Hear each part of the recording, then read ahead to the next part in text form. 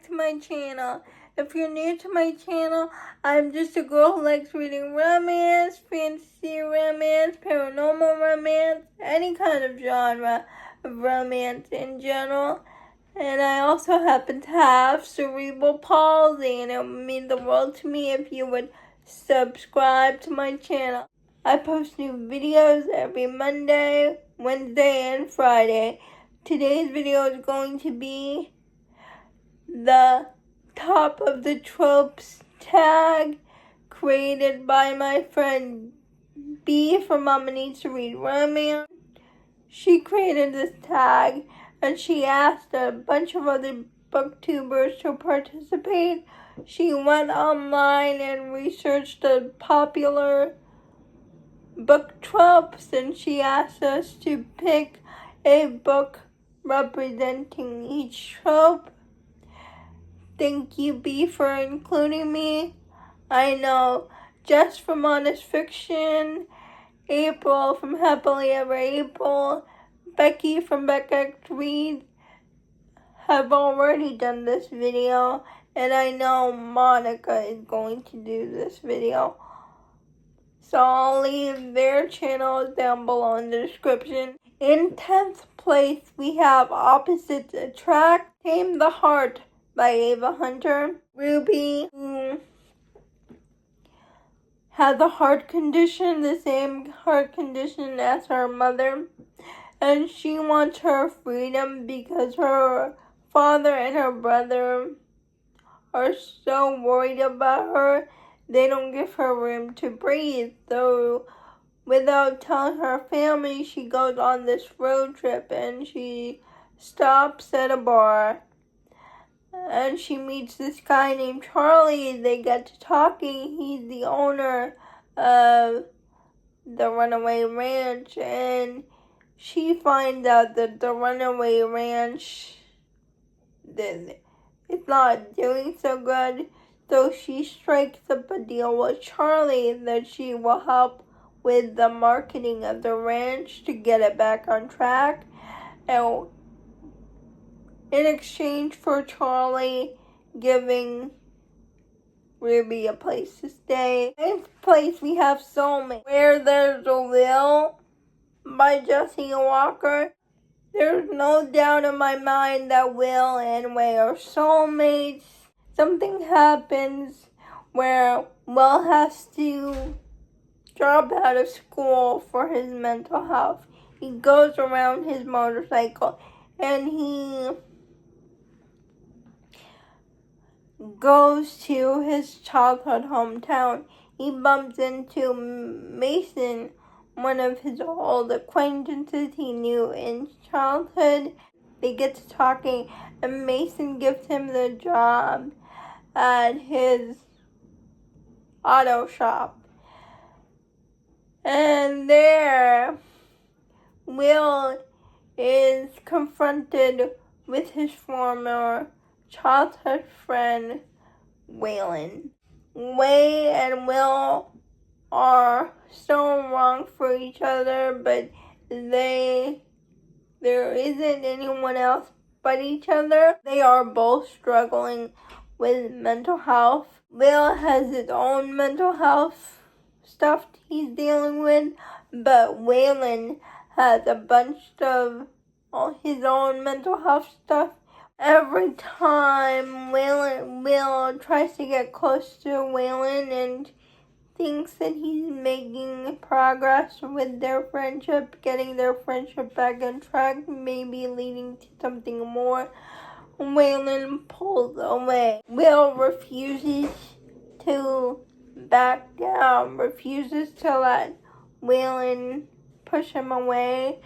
And when Waylon realizes that he's in love with Will and that he'd rather face the storm with Will by his side than pushing him away just because he thinks Will deserves better.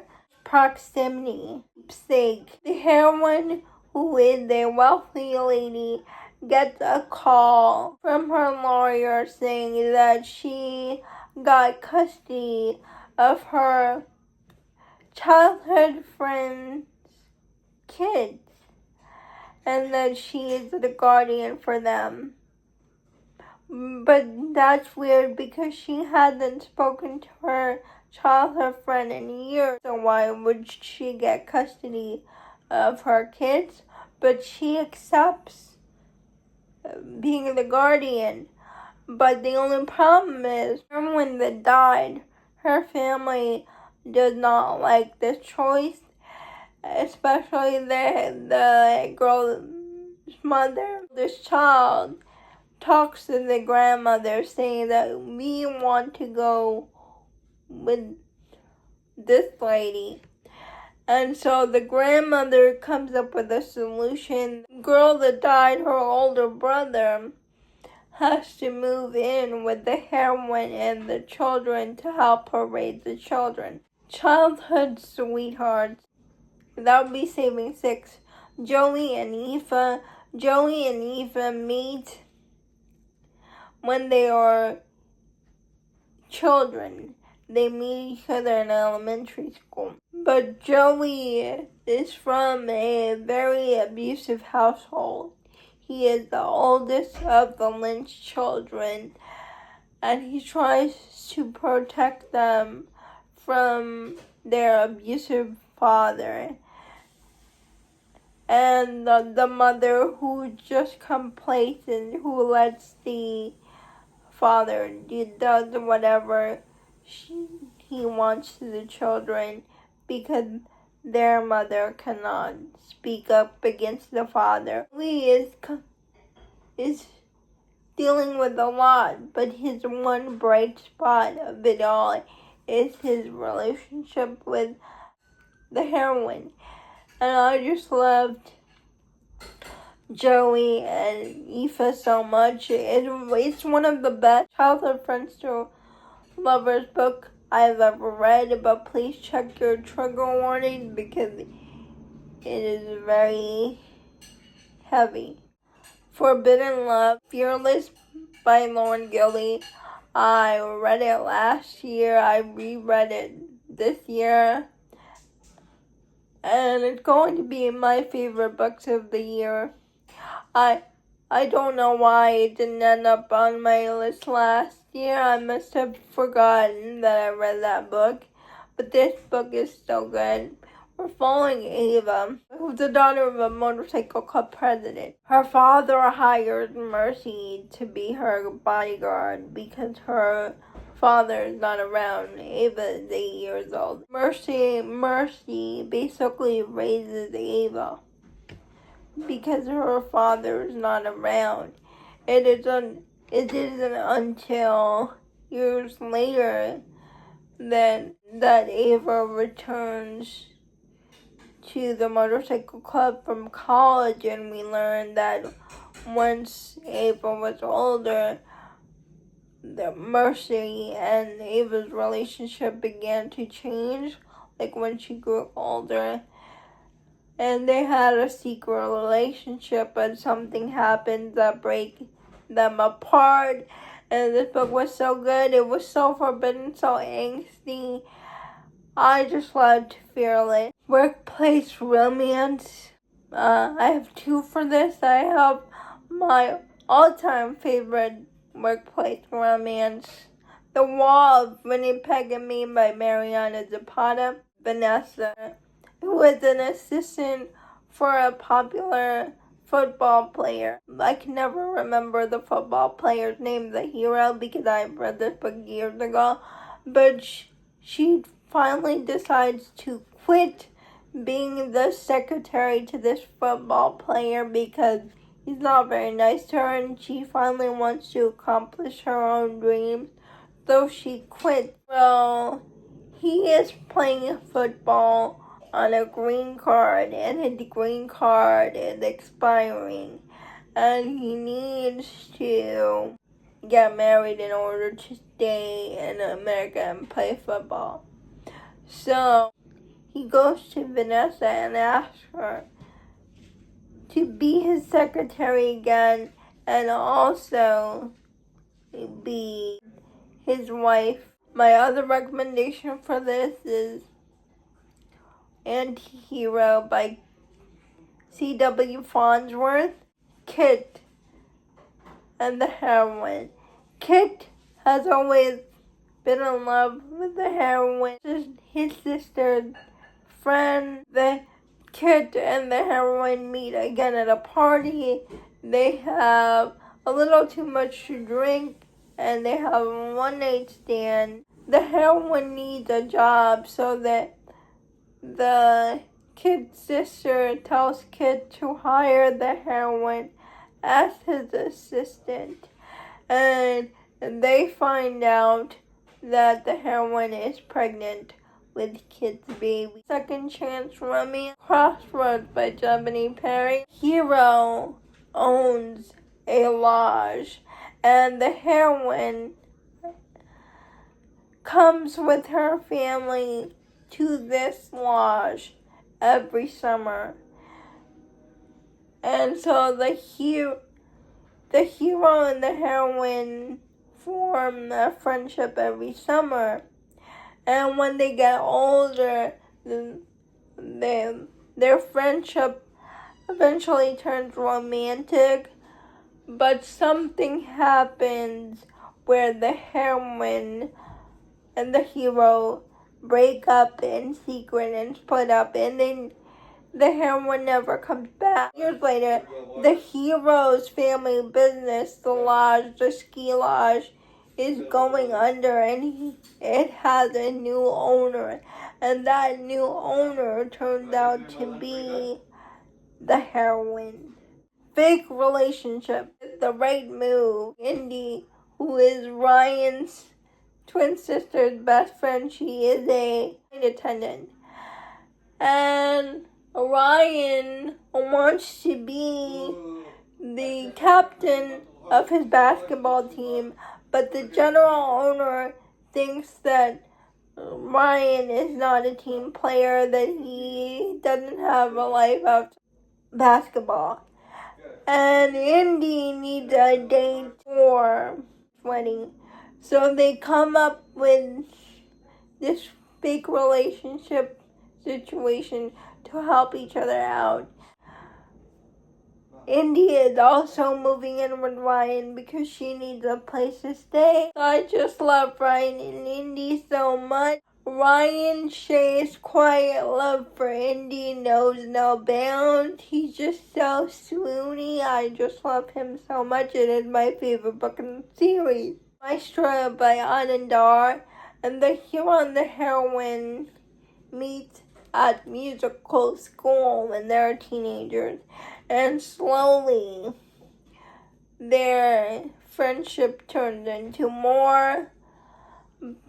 They keep breaking up and getting back together. Breaking up and getting back together. They reminded me so much of Right Person, Wrong Time. But it is definitely Friends to Lovers. And you just get to know them over like 20 years. Top trope is Enemies to Lovers. The Crown of Oaths and Curses by J. Bree. And this is straight up enemies. There's not even a hint of lovers until you get to the second book. Rook is a witch and Soren is a fae. And Rook and Soren hate each other, but they're fated mates. And Rook goes off to fight in a war for the land. And she has to go back because the gods are telling her she needs to be with her fated mate. But when she meets Soren, Soren immediately puts her in the dungeon. A Reign of Shadows and Ending by Melissa K. Rorick. Basically, the gods created the legacy. The Fae is the legacy's power source.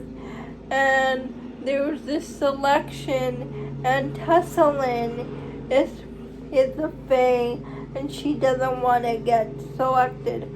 But she gets selected by Theon St. Orcus, who is the heir to, I forgot the title of his house. So basically, Tessa is forced to be Theon's power source, and she gets these markings put upon her. Tessa hates Theon, and she's doing everything in her power to gain her freedom. And next, we're supposed to recommend our favorite tropes that wasn't this list. And my favorite trope for that is single parent romance. And my favorite single parent romance needs no introduction. It's Heartless by Elsie Silver. I love Willa and Kate so much. My all-time favorite single dad romance. And my other favorite is Love Unwritten by Lauren Asher. It's also a single dad romance, but it's so much more emotional because the hero's son is going blind. The hero and the nanny go on this trip to Hawaii for one last hurrah, so the son will have memories of Hawaii before he loses his sight. And oh my goodness, this book was beautiful. I loved it. Those are all the tropes included in this tag. Thank you, B, for including me. I'll leave the other people's channels down below in the description. Please like, comment, and subscribe to my channel. Liking this video would help me out a lot. And I'll see you Friday. Bye.